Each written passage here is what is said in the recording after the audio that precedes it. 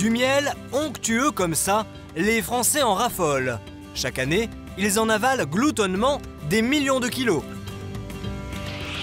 Mais il existe plein d'autres façons de consommer le précieux nectar. Et certaines sont parfois très surprenantes. Exemple, avec ce miel utilisé comme dentifrice. Ça fait 3 ans que je me brosse les dents avec du miel. Parce que ça nettoie vraiment bien les dents, le miel, contrairement aussi à ce qu'on peut penser. Et j'utilise le miel de tilleul. Parce que c'est des fleurs sauvages et donc du coup ça rend vraiment la bouche pure, saine, ça nettoie vraiment bien les dents.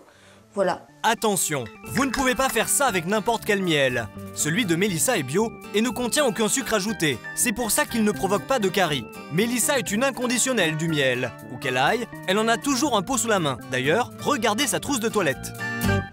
C'est mon dentifrice, c'est mon lait pour le corps, c'est tout et voilà, c'est vrai que c'est pratique. Selon Mélissa, la précieuse pâte sucrée est une vraie panacée pour soigner ses problèmes de santé. À chaque variété de miel correspondrait même une vertu bien spécifique. Ça, c'est ma petite réserve de miel. Donc, outre le tilleul pour se brosser les dents, j'utilise plusieurs miels. Il y a d'abord le miel d'acacia pour me faire des masques sur le visage. Ensuite, il y a le miel de bruyère. Je m'en sers pour me laver les mains ou pour me faire des soins pour les mains parce que je fais de l'eczéma. Voilà, le miel de montagne, j'en prends une cuillère tous les jours parce que je fais aussi de l'asthme et je fais des allergies. Et donc du coup, ça renforce mes défenses immunitaires pour être moins malade et faire moins d'allergies.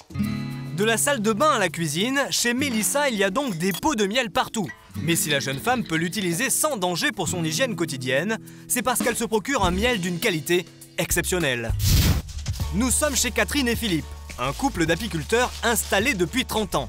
Ils possèdent plus de 200 ruches, mais ils ne produisent que du miel de qualité supérieure qui exige un respect total de l'environnement des abeilles. Philippe est en train d'écouter les abeilles. Ça a l'air simple, mais c'est très compliqué d'être en phase avec les abeilles. Il faut comprendre leur psychologie. Pour que les abeilles fassent un bon miel, il faut avoir des abeilles calmes, tranquilles, et il faut bien les comprendre.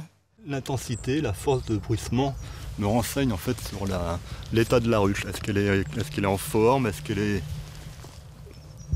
est contente d'être là? Est-ce qu'elle est stressée? Et là, tout semble très bien aller là pour l'instant. Pour ce couple, produire du miel est donc une activité quasi scientifique. Et pour conserver toutes les qualités de leur nectar, Catherine et Philippe respectent des règles écologiques très strictes. Si on met les abeilles dans des emplacements qui sont pollués, où il y a des industries autour, on va le retrouver dans le miel.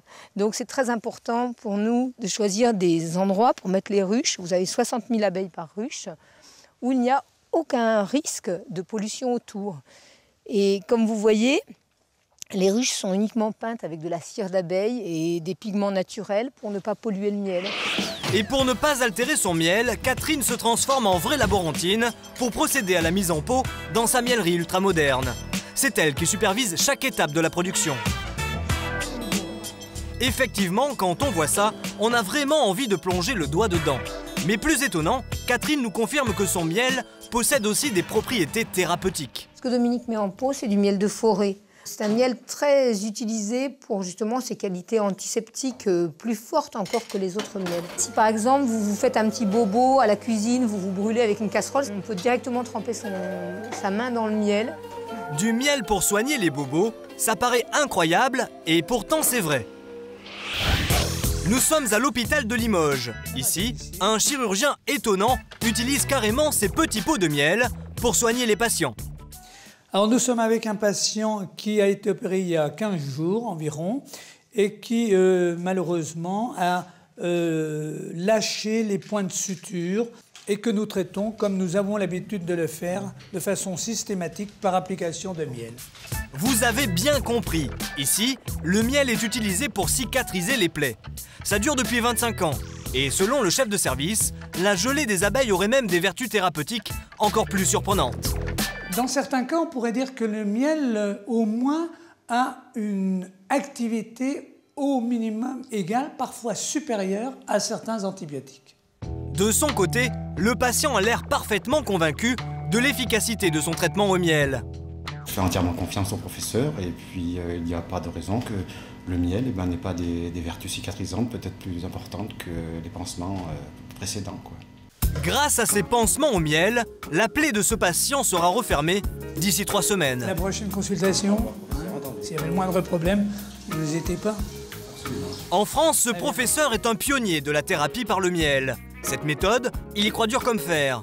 Et d'ailleurs, il l'a même déjà utilisée pour soigner son propre fils, victime de brûlures au 3e degré.